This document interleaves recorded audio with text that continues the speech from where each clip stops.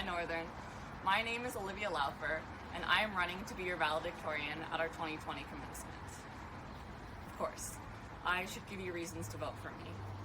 Well, I am able to speak in public, or in this case, in front of a camera, so I suppose that makes me qualified. I also promise that if you were to vote for me, I wouldn't bombard you with cliches. I wouldn't mention anything about making lemonade or the world being your oyster or tell you to keep calm and carry on. But apart from all this, you should vote for me because I love this school and want to do everything that I can to commemorate the time that we've all spent in it. Northern, I love your crowded hallways, the pets you keep in those hallways, and your dedicated and often eccentric teachers.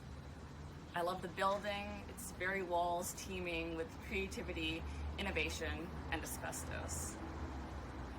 Although I hate to say it, I think it's time for us to go our separate ways.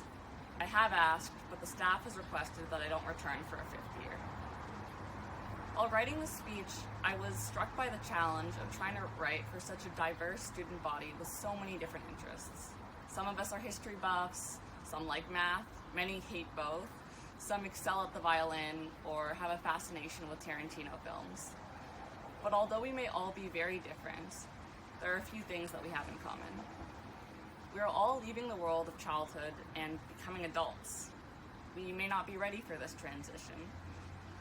In fact, I'm quite sure that most of us are not. Seems only a few years ago, many of us were still in diapers, brandishing a fidget spinner in each hand. We may all be pursuing completely different paths in the years to come, but yet another thing that we all have in common is that the road ahead is uncertain. We will make plans, and those plans will surely be derailed time and time again. That's the thing about life. We can never be fully prepared for everything ahead. The road is foggy and much like the streets of Toronto, full of potholes. To be perfectly honest, I wasn't ready to write this speech. I considered giving up and going back to bed many times while writing it, but now it seems I'm almost done. It is in the doing of things and the living of life that we become prepared.